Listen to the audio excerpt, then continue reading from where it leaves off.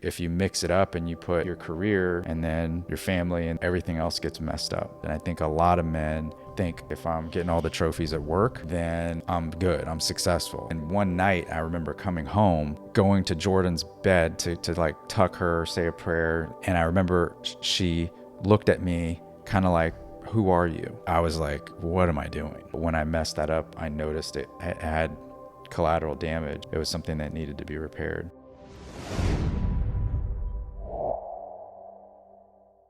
I was chasing, in retrospect, what was the wrong thing, which I didn't see at the time that way. You know, like the niches that I had at these different places were like incredible, and I would get like flooded with business, and then they would change the niche and then it would instantly go away.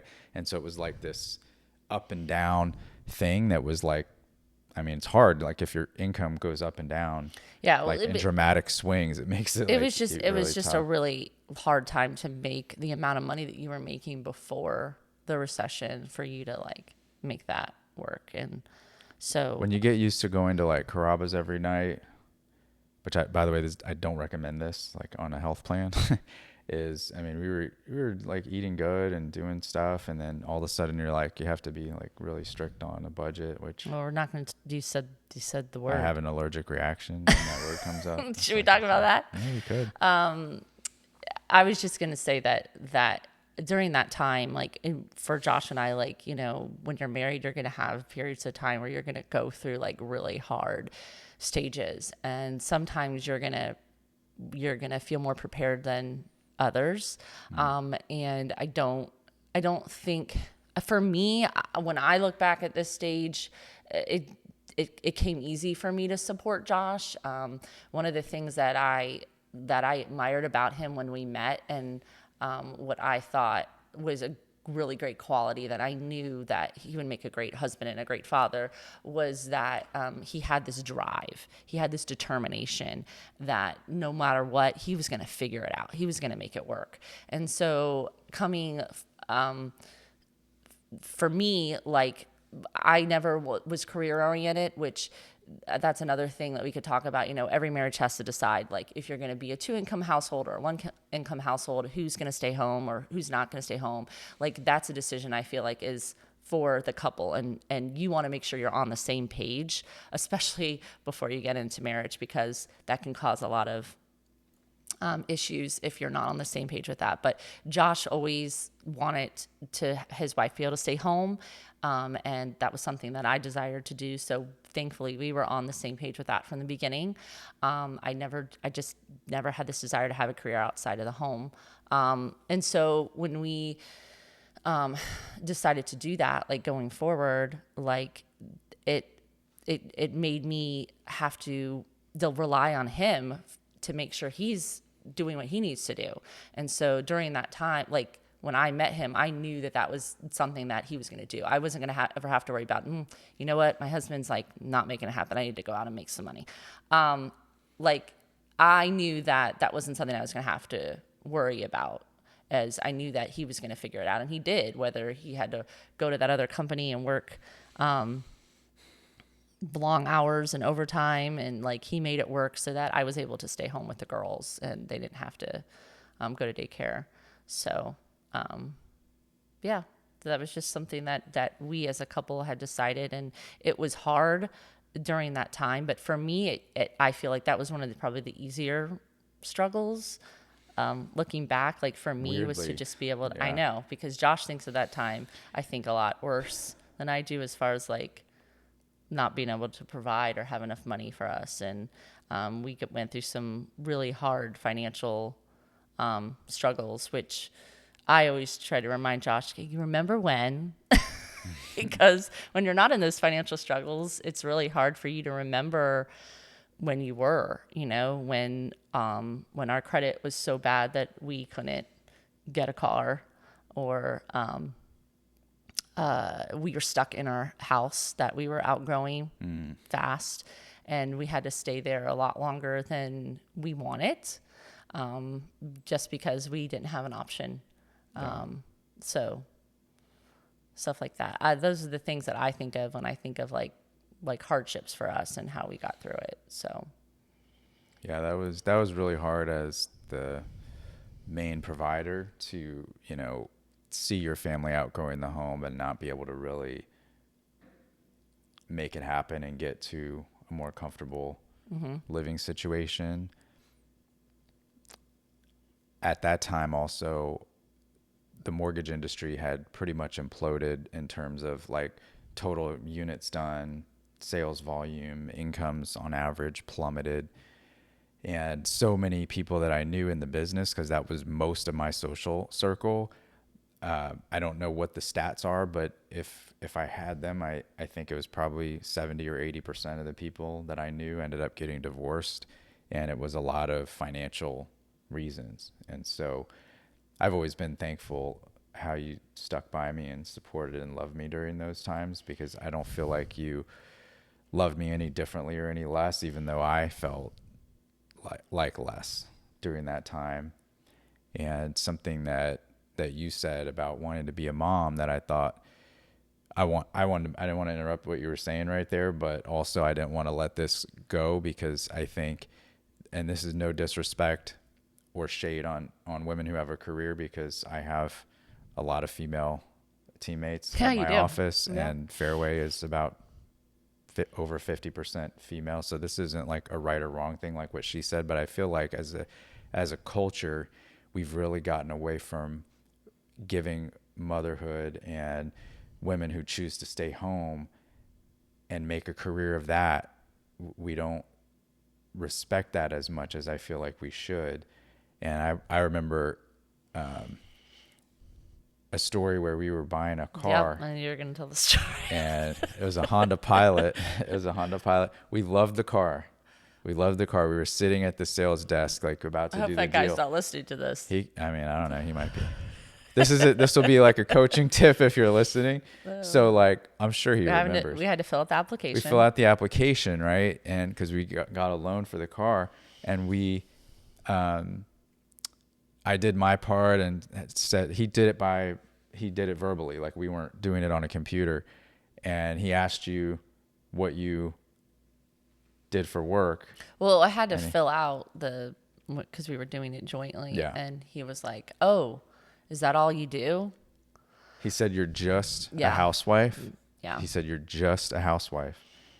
And I looked at her. I think it made him more mad. I looked at her. I hear it all the time. And I looked at him, and I just got up and left. No, it wasn't that dramatic. We left. It wasn't that dramatic, but It was pretty dramatic. We did not buy the car from him. Yeah. But I don't think that was the main reason. That just kind of like put the icing on the cake. Like, yeah, we're not going to buy a car from this guy. Like, 'cause this is So if you're out there and you're doing a loan app, don't say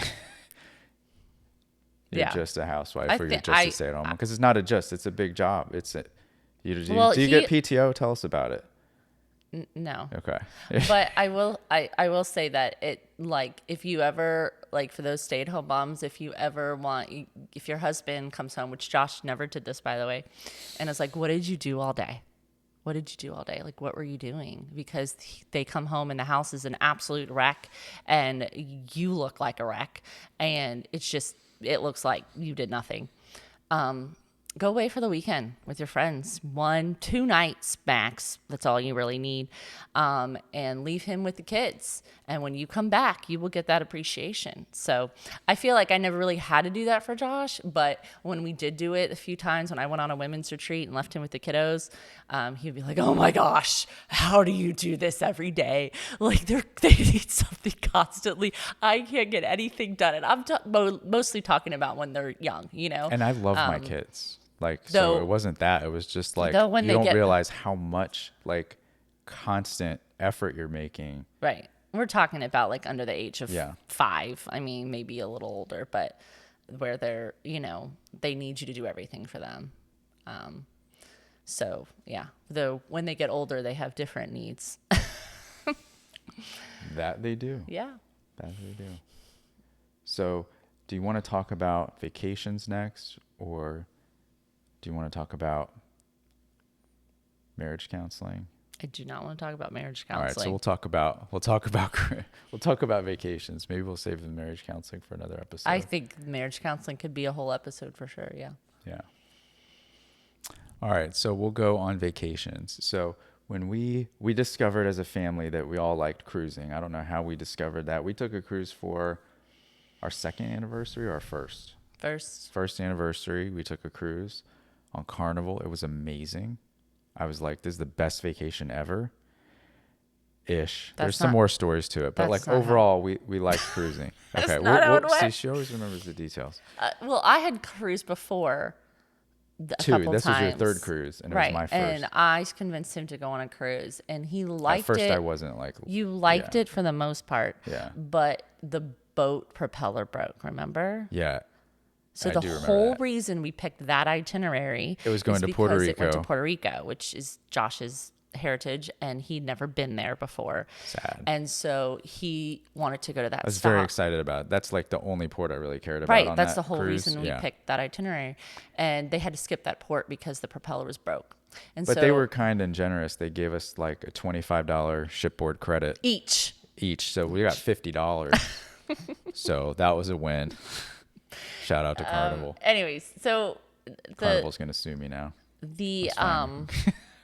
So I feel like though overall you kind of liked it, you kind of gave you a bad taste in your mouth because we didn't cruise again. Went to California. Right, we didn't cruise again after that until 2009.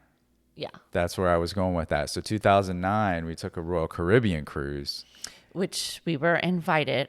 And I was like, "Ooh, this is a lot better." We were invited on that cruise. My best friend was getting married, and I was going to be her maid of honor, and she invited us to go on the cruise, and Josh was kind of like, I don't know. And I was like, come on, let's just go. It'll be fun. It'll be great. And I still say that was our best cruise. Yeah. And we have been cruising a lot. You've done how many now? 17? Yes. So that means I've done 15? Yes. Yeah. So we have one next summer coming up. We're pretty excited. Yep. We're going to Europe. Never been to Europe. So hopefully the propeller will be good. Well, we'll already be there, so I guess we can't totally miss out. Well, this is a big a big cruise for doing it for our oldest, her graduation gift. So, people talk about doing vacations with their kids, road tripping or airplane or whatever. And Josh and I have never, we've never taken our girls on an airplane together anywhere. We figured we'd take our first trip like transatlantic. Yeah. Just because that's how we roll. Our youngest has never even been on an airplane. She's 11. And our older two both just recently went on both for trips for school.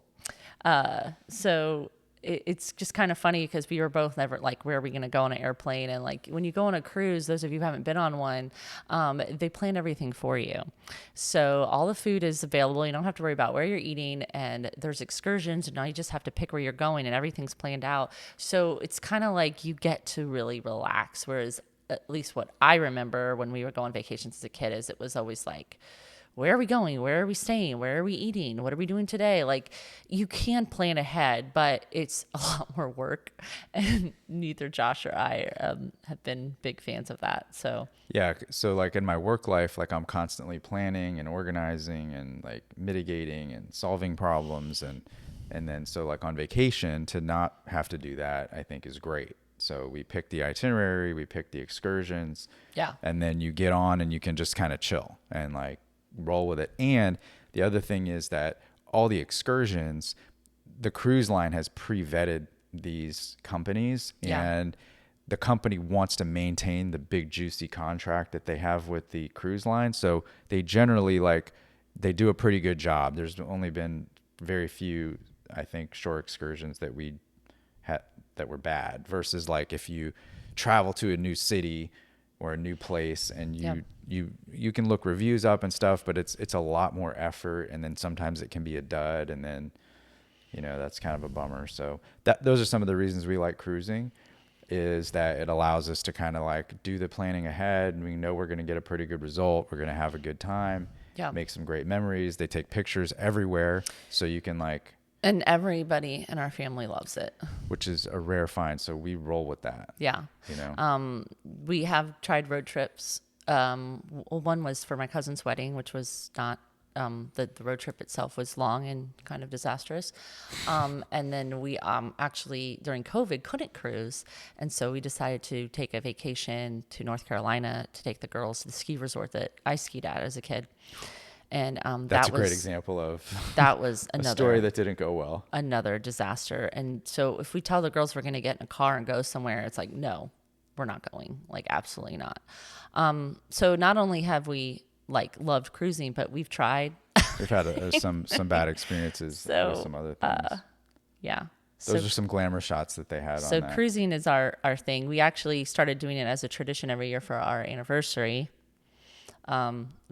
before we had the girls, and then we would leave the girls with my parents, and then we just started gradually taking them with us. We have been able to get away too, sometimes just him and I, but we usually take the girls. Did we always have the money for the cruises? No. Do you regret going on those cruises? Oh, you mean we used money that we shouldn't have? Yeah. No, I don't regret that. Yeah. Follow me for more financial advice. Yeah, that's good. I think so. You don't want to be reckless financially, but I think like back to what you were saying about like the, I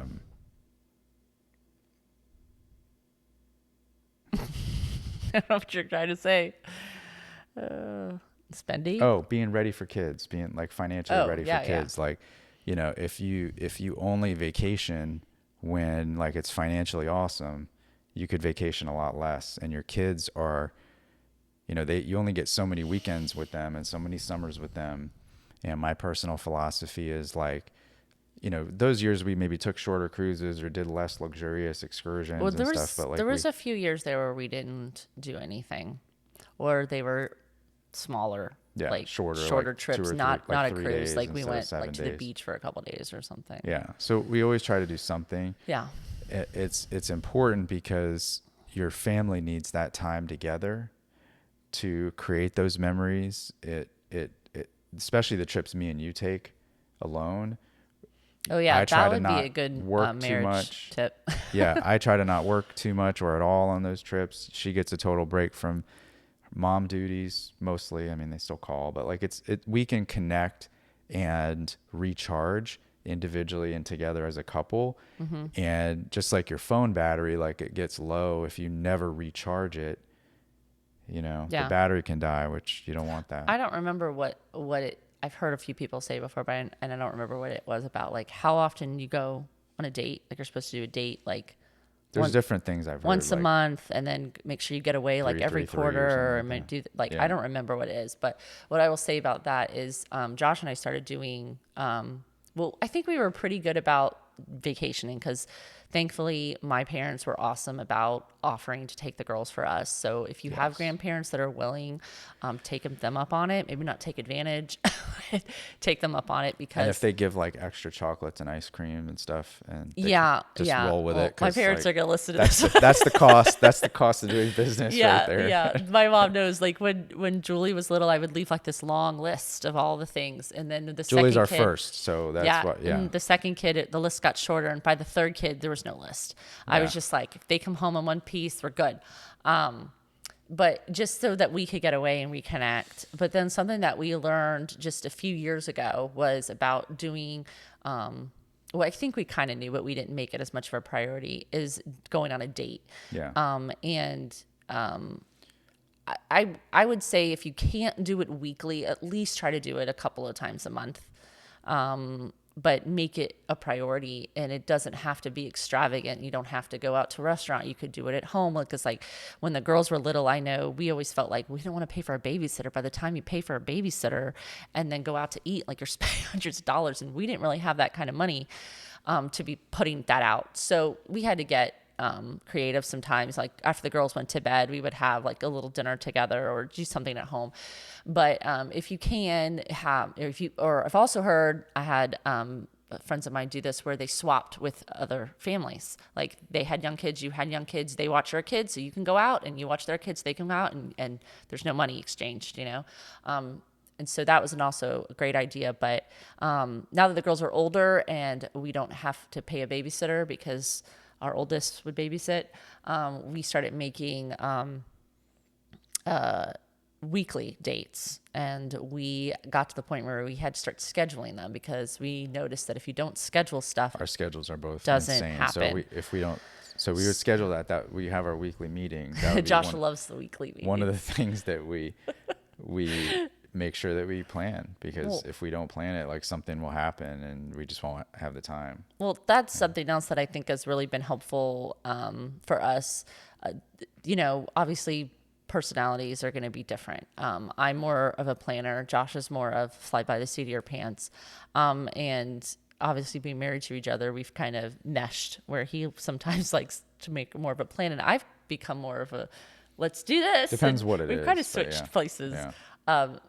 To a degree, but I finally told him that I need us to have a meeting. I don't care if it's 20, 30 minutes on a Yeah, because Sunday. we used to get stuck like texting each other or emailing, and then I would be frustrated because I didn't know, or you would be frustrated because you didn't know. Right, And it because was like, if we something would just come had up. a meeting once a week, Right. we There's could a like talk about all this stuff, and nobody would get like a surprise, like, hey, Right. can you go pick this kid up right. there? Somebody And, need to like, be picked up. There was a doctor's appointment that kind of messed up the schedule, and I need you to help pick or this one person that you up. want Or me to be at with you. yeah, that's stuff more, like that. So it's been very helpful for us to have the meeting just to make sure we're on the same page for that Yeah. week, and it really reduces the stress for us, because that was something that I know could cause some stress is if I needed him and he's like, well, I already planned something for that time, or vice versa. Like, so And then just you end up in a fight that you didn't need to have, because if you would have just been able to talk so that, through it, it reduces. and so when we have that meeting, we try to plan a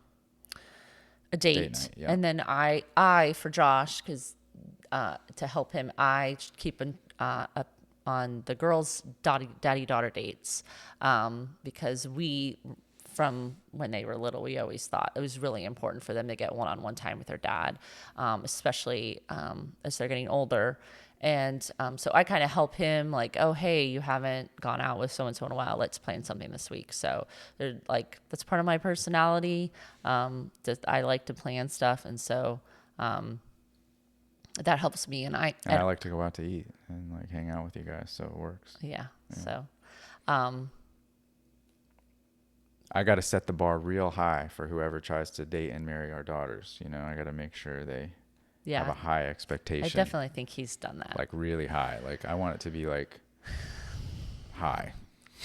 Not high enough that they can't find somebody to date. That's correct. I want them to be instantly grossed out by like someone who's kind of a loser.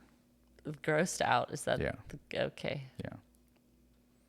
I want them to feel unsafe and unloved around people that won't put them and their needs seriously. Yeah. Well,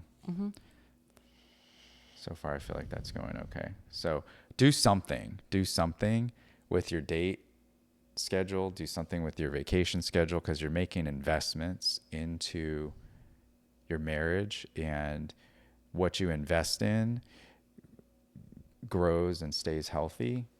What you neglect and don't invest in, and what you're not intentional with, is going to not grow and die and wither and have problems. And so we've talked about a lot of things on here, so maybe we need to wrap up, but that it took me back to I'll close with this unless you have anything else you want to add after. But I was watching a reel about this golfer, Scotty Scheffler. I don't know if I pronounced that right, and Tom Brady, and they had different views on their career. And Tom Brady's position was that he was serving his family at the highest level by being really laser focused on his career versus being present with his family. And the golfer, Scotty Scheffler, said, if golf ever interfered with my family, it would be the last day that I professionally golfed. And I think a lot of men think like kind of how Tom Brady thinks, like if I'm getting all the trophies at work, then I'm good, I'm successful.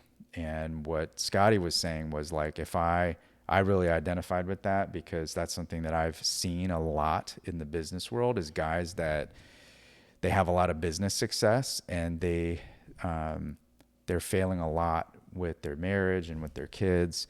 And I always felt like if I couldn't also be successful in our relationship and in my relationship with the girls, it really doesn't matter what success I had at work, because I feel like what's the most important thing in life, and who's going to be there for you in your times of trouble and need. And it might not be your company. Yeah. It might be, and that's no shade to companies. There's a lot of great companies out there. I work for one, but like, I think, and one of the things I love about it is our three mantra core value is faith, family, and fairway, in that order. And so I think, if you mix it up and you put your career and then your family and then your faith, or if you mix the order, anything else but your faith in God, your family, and then your career, everything else gets messed up. And so that's something that always has been something that I was mindful of and paid attention to. Didn't always do right, but when I messed that up, I noticed it had collateral damage, and it was something that needed to be repaired. Yeah, I think that there's definitely times in our marriage where you struggled with that more. Probably mostly the years where we were more financially strapped, because he didn't feel like he had a choice. But I do feel like, like with everything, like certain people have things that they struggle with more than others. And while Josh is always, like I said, I admire him because I know he's always going to be determined and has that drive. Well, that determined drive, it goes into his career a lot. And while I love that, because I feel like he's been very successful and he's been able to support our family, that sometimes it can take away from our family, from our relationship, and from the girls. Yeah. So I think that it's been something that he's struggled with, and you've had to learn how to get better at. And I feel like you've done a really great job of that, like switching it and getting more to the making sure our family's first. Thank you. Something else that I noticed later in life as I got into like coaching and counseling, and is like, I had read from a very young age a lot of business books, like how to, mindset, sales strategies and techniques, like tons of books, probably hundreds of books. And I read maybe a few books on marriage, and a lot of them we did together. And so, Yeah. which wasn't always my favorite thing. I know that's your I didn't say it. So like Didn't say it. many of you probably have heard this saying, like, if you show me your calendar and your bank account, I'll tell you what's important to you by just seeing those two things. Right. So I started taking a look at my podcast list, my book list that I was looking at, and made a much more deliberate effort to try to read and listen to things that were not only helping me grow in my work life, but also in my spiritual life, in my marriage life, in my life as a dad. And so that's something else, guys out there, like, take it seriously, read books, listen to podcasts, direct message me if you have questions. I have a lot of And I also think like mentors helps too. older than you. And then also I've always heard if there's someone younger than you that's like coming up behind you, to kind of like help them kind of, where they want to go, but also somebody that's been there already and what has worked for them. So, yeah.